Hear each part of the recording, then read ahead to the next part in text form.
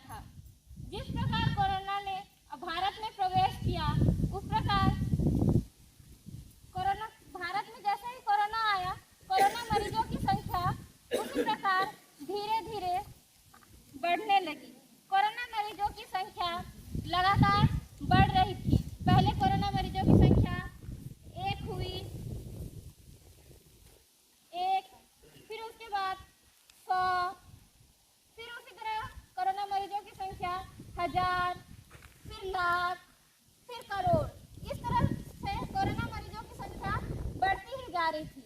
जिस तरह से कोरोना मरीजों की संख्या बढ़ रही थी, उसी प्रकार कोरोना मृत्यु की संख्या बढ़ रही थी। कोरोना से लोग मरते जा रहे थे, उसकी संख्या भी उसी तरह थी। 1 पहले, फिर 1000, 100, फिर 1000, फिर लाख, फिर करोड़। इस तरह कोरोना मरीजों की संख्या, मृत्यु की संख्या बढ़ रही थी। पूरा देश दहशत में था, पूरा देश में डरा हुआ माहौल था।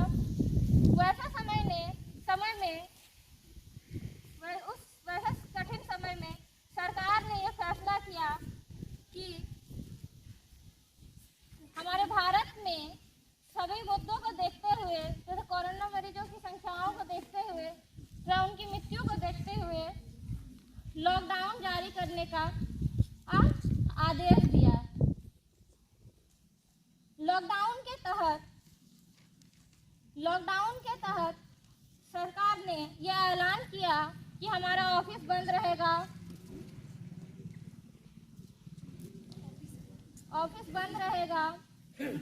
बाजार बंद रहेगा, स्कूल बंद रहेगा तथा सभी गाड़ियां जो आवाजाही के साधन था वो भी बंद रहेगा। सरकार ने यह सारे ऐलान किया कि हमारी गाड़ी बंद रहेगी, बाजार बंद रहेगा, ऑफिस बंद रहेगा, स्कूल बंद रहेगा।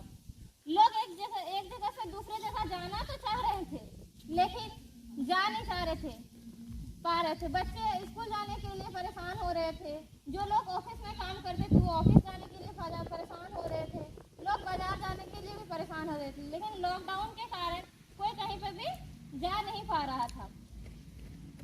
लॉकडाउन में एक ऐसी घटना सामने आई थी जो कि हमारे दिल को दहला देने वाली थी। आप लोगों को पता है कि लॉकडाउन होने के कारण जब सब बंद था तो हम कई मजदूरों का काम जो है वो भी रुक गया था, सब बेरोजगार हो गए थे। तो हम एक दृश्य कोरोना के टाइम में दिखाना चाहते हैं। जब लॉकडाउन लगा था, एक पीड़ा जो दिखाना चाह रहे हैं। कोरोना के समय में जब सारा काम बंद हो गया था, लोग बेरोजगार हो गए थे, उस टाइम एक मकान मालिक तथा कुछ भाड़ेदारों के हम दृश्य दिखाना चाहते हैं। जो मजदूर बाहर में काम करते थे, बाहर में काम करने के लिए भाड़ेदारों के पास रहते थे, उनका दृश्य हम यहाँ प्रस्तुत करेंगे।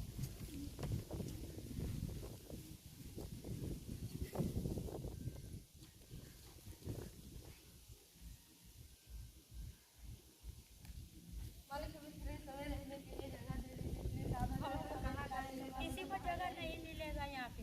इस दृश्य में नहीं मरना है, जाओ निकलो यहाँ से। इस दृश्य में यह दिखाया गया कि एक मकान मालिक है जो कि अपने भाड़ेदारों को बहुत बेरहमी से निकाल रहा है, और वो उसे अपने जान का इतना डर है कि वो अपने भाड़ेदार जो कि बेरोजगार हो चुके थे मजदूर, उन्हें रहने के लिए नहीं दे रहे थे। उन्होंने कहा कि तुम्हारे चक्कर में मैं नहीं मर सकता हूँ, मुझे अपनी जान नहीं देनी है। तो यहाँ पे हम लोग क्या देख रहे हैं कि मृत्यु के डर से लोग अपनी इंसानियत को मार दे रहे हैं। ये तो भारत की इंसानियत नहीं है। मौत से इतना डर गए हैं कि अपने इंसानियत को मार दे रहे हैं। वही हम एक दूसरी घटना देखेंगे।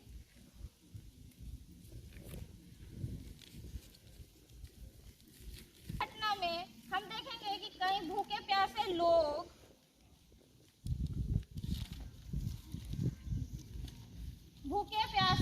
मजदूर तथा गरीब लोग जो कि अपने अपने काम और ठिकानों से बेघर होकर के, बेरोजगार होकर के कई बस स्टॉप तथा रेलवे स्टेशनों जगह जगह पर पड़े हुए थे। मजदूर बेबस थे, उन्हें काम नहीं था, किसी को प्यास लगी थी, किसी को भूख लगी थी। वैसे समय में हमारे देश के कुछ ऐसे लोगों ने जो कि समाज के सरकारी कार्यालय में नहीं थे, उन लोगों की भूख मिटाई तथा उन लोगों की प्यास मिटाई तथा कुछ सरकार ने भी इनमें बहुत बड़ा योगदान दिया था तथा उन भूखे प्यासे लोगों को इस प्यासे को पानी पिलाया तथा भूखे को खाना खिलाया, बेबसों से बेबसी दूर की। तो लॉकडाउन के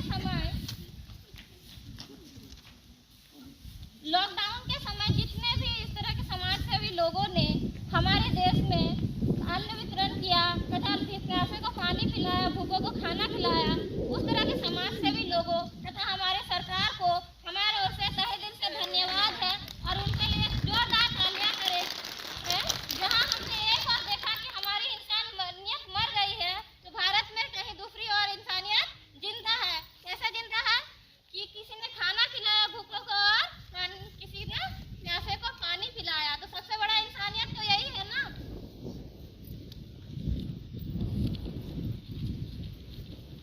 देखेंगे जिसमें कि हम अपने देश में कुछ अपने पुलिस कर्मियों की, जिन्होंने कोरोना के समय में बहुत बड़ा योगदान दिया था, उनकी जिम्मेदारियों को देखेंगे।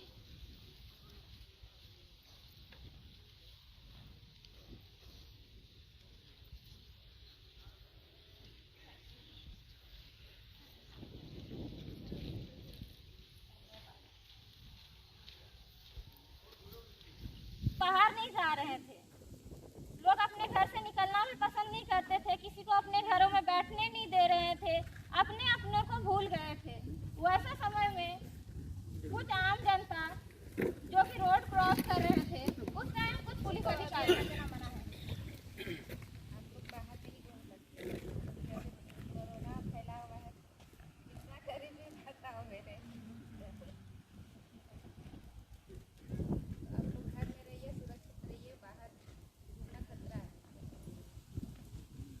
यहाँ पे एक पुलिस अधिकारी है जो कि आम जनता